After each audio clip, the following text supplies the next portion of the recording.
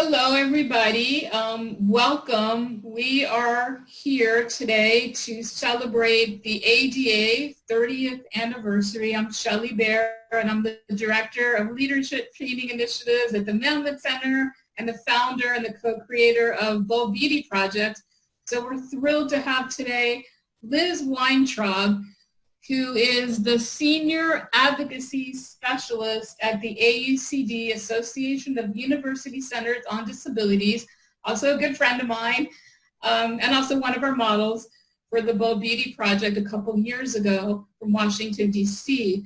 So we're thrilled to have you today to share your story about what ADA meant to you and how it impacted your life. So with that, I'd like you to share about how the ADA impacted you. Thank you, Shelley, and thank you for inviting me, and happy ADA. I think it's wonderful that the ADA is 30 years old. I know right now is a really hard time for a lot of people with COVID and with the race issue and a lot of other issues, but we can't forget that we can't forget to celebrate the ADA and why that means so much to people is in 1965 when the Civil Rights Act was passed, they forgot about people with disability. They forgot to include that in the disability, the act. And what I have heard is that in the 80s, they realized, hey, wait a minute, this can't happen. And we need to work on the ADA. So therefore, 30 years ago, it passed, and we can't forget that we almost lost the ADA 2 years ago. So therefore, I really believe that the ADA is a very special act. It's something that we need to take pride in and not take for granted that will always be there. So happy ADA. But to get back to your point about what does it mean to me personally, in 1990 when it was passed, I never said no to my mom and dad. I might have had choices unlike a lot of my friends. I chose what I wanted to wear sometimes, but the big issues I never got to choose. And what I mean by big issues was where I wanted to live, what I wanted to do for a living, and those big issues. So in the mid 80s, I was sent to I'm not really proud of this, but I was sent to a private institution, and I did that because my parents told me to. Point out blank, my parents told me to go here, and that's where I went. There was nothing that I would, if they told me to go there, I went there. Because in my eyes, they were my boss. They were my boss. That's all I can say. And so in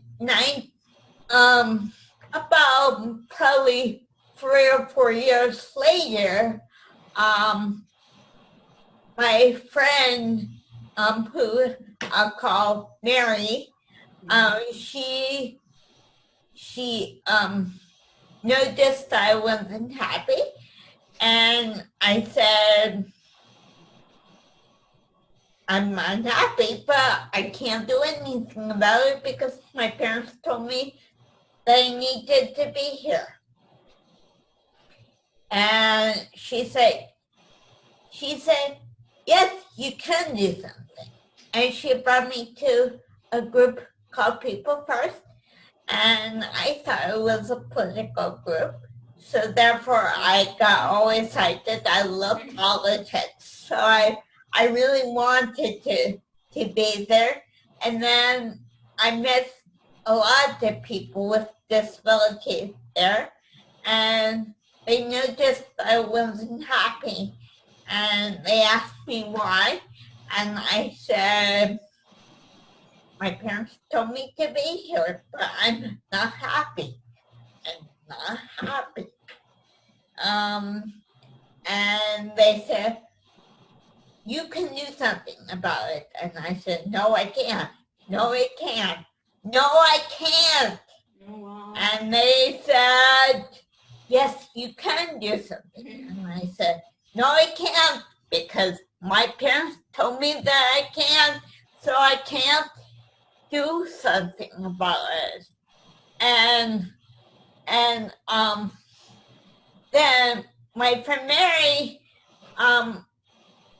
a day later, probably on the way home, she said, well, why don't you want to talk to your parents? And I said, they're my boss. You're my staff. Why can't you talk to them? And she said, because it's not my life. It's your life. And I said, I got really angry at Mary. And I said, Mary, you're my boss. I mean, you're my staff. You're my staff. You need to talk to my parents. And she said, no, I'll help you, but no. Wow.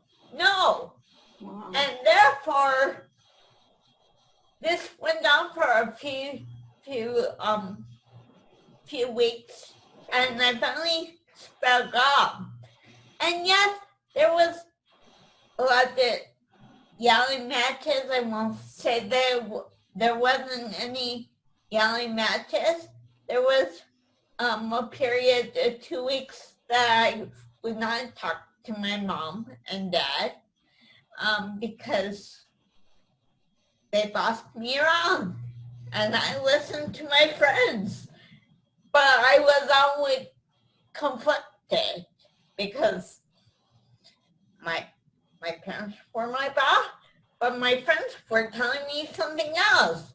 Mm-hmm. And so that's how I finally found my voice. And yes, it took a lot of crying and a lot of tears, but here I am.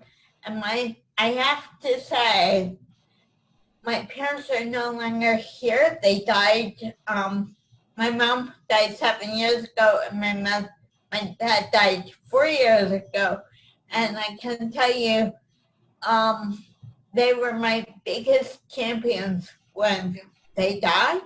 And they, so yes, if you have any doubt whether your parents would not like you anymore, which I had every thought.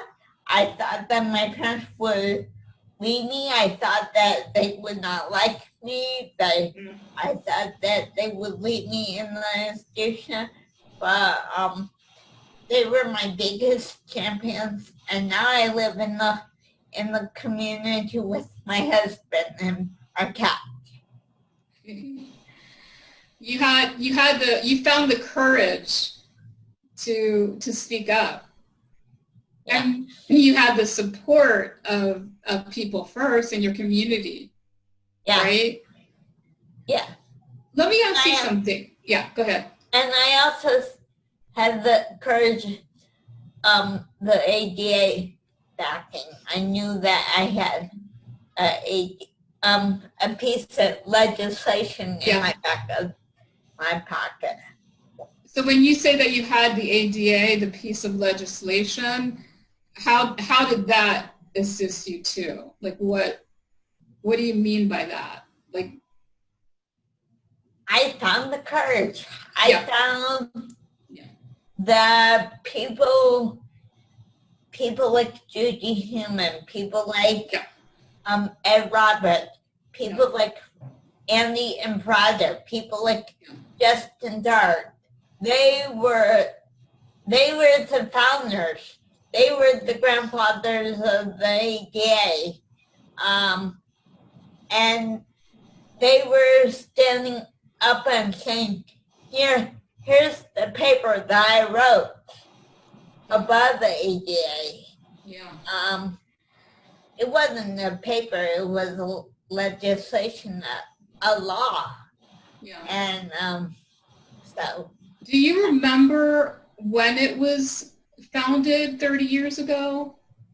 Like, do you remember that day? Or No, I don't remember it. I was still in the institution. Yeah. But it was what I have understood because I'm reading Judy Human's book. It was glorious summer day. Like here in DC, it's a gorgeous day, and people were happy to have it signed by George H.W. Bush, and he said his famous quote, tear down those exclusion, the walls.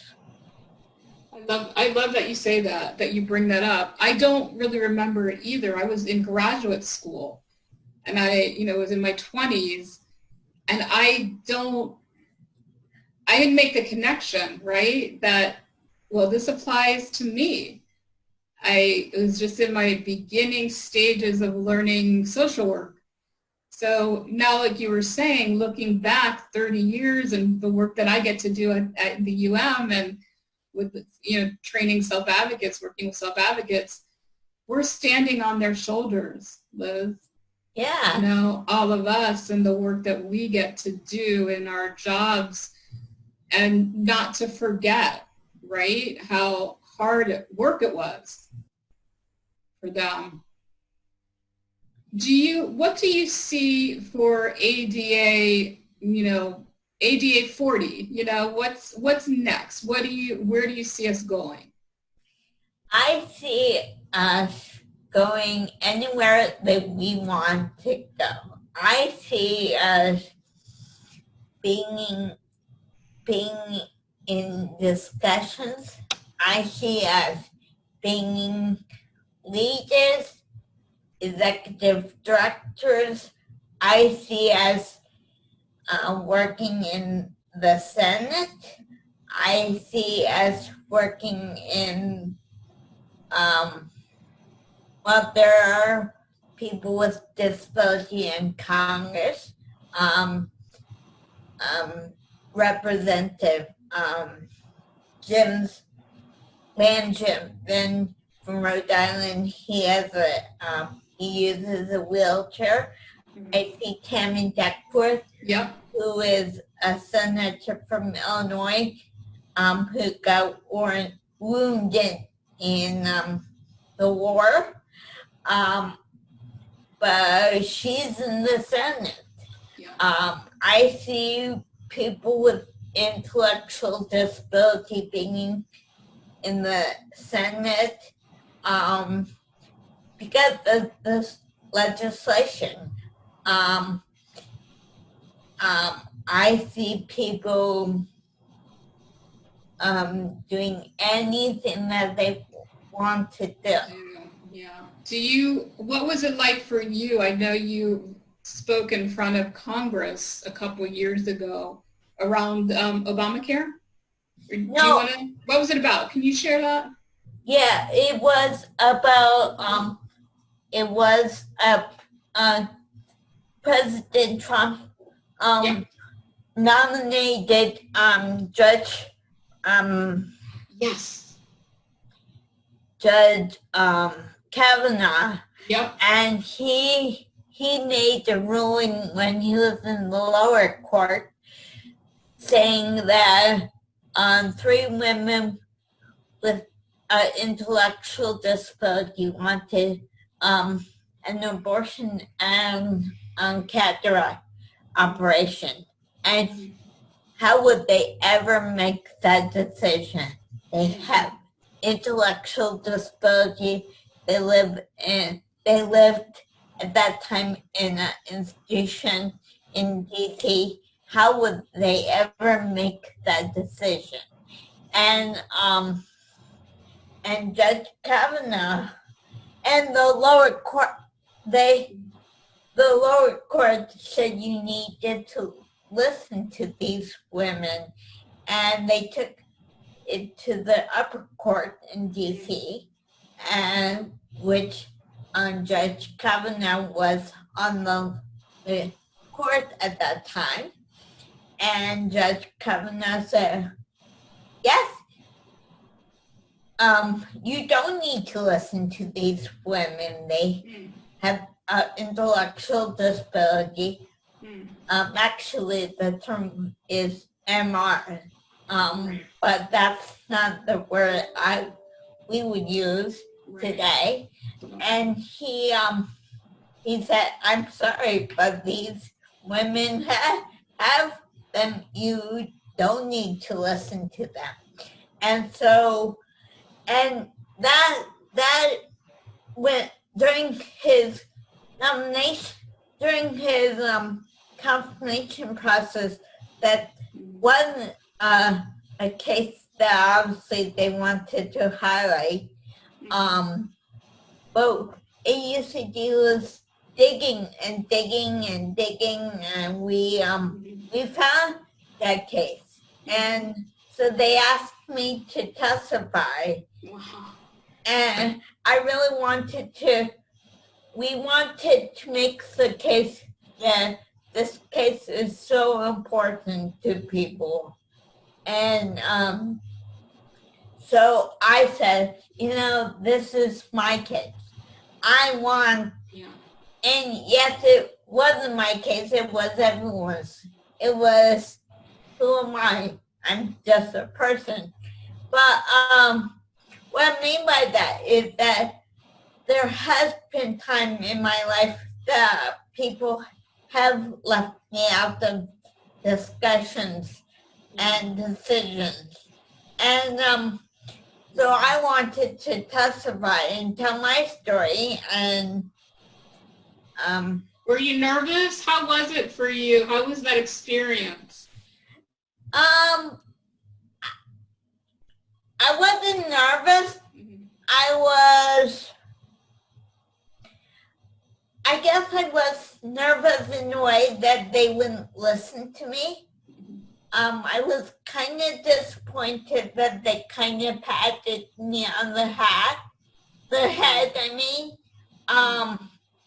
There were senators who kind of said, oh, gee, thanks a lot, Liz Weintraub. You did a great job. And pat me on the head like, gee, this is such a great job. That's the worst. Yeah. But I practiced and I did this. And people, when I got probably 90 postcards from all over the country, and people said that I was brave. And I remember turning to someone, I guess it was Rylan Rogers, my supervisor, and I said, why am I brave? I just was telling my story, and she said, yes, not very many people would say that. And I would also say that during the testimony back at the AUCD, the phone was ringing off the hook. Wow. And people were saying, can I be Liz Weintraub? Yes, you can be Liz Weintraub. You might not be exactly Liz Weintraub because there's only one Liz Weintraub in the world, I think. But yes, you can be Liz Weintraub. So you really are somebody to look up to, and that's why Joanne and I really wanted you to share your story, around the ADA and how important that is to you and to all of us with disabilities. Is there any other reflections that you'd like to share? I would probably leave you by saying that we can't take ADA for granted. I know that. I was in the Senate when 2 years ago when they tried to take away the ADA, the ADA Reform Act. And what that was is saying that a business has up to, I think it was 180 days to make a plan if you can't get into a building. And that's wrong. Unfortunately, we blocked it. Fortunately, it never went to the floor. And that was an interesting process to see. I was actually in the Senate in a fellowship with Senator Casey when that all was happening. But why I'm bringing that up, pardon me, why I'm bringing that up is that even 30 years from now, even 30 years after the ADA signed, and when you're saying 40 years or 50 years, we can't take it for granted. Yeah. People don't like us. People, people think that we should be placed in an institution, and we can't let them do that. We need to keep the institution closed because we need to be living in the community and working in the community, living in the community, and playing in the community. So please protect ADA. Thank you. Thank you, Liz, for your reflections, and I really admire you so much. And thinking about, I love that ending with don't take it for granted, because there's so many young people that didn't know what it was like without it. And so they're in their 20s or they're teenagers, so they've always had the ADA protections, but there was a time that we didn't have those protections, and like you said, we almost lost it a couple years ago, and I didn't really even know that whole story. So thank you for sharing that, and really appreciate you taking your time out today to talk with us. Can I also add something more? If any young people, ADA Gen is, and what I mean by ADA Gen is people who weren't even born in 1990. If you ever get nervous about speaking up, please look to me. Please look to other people.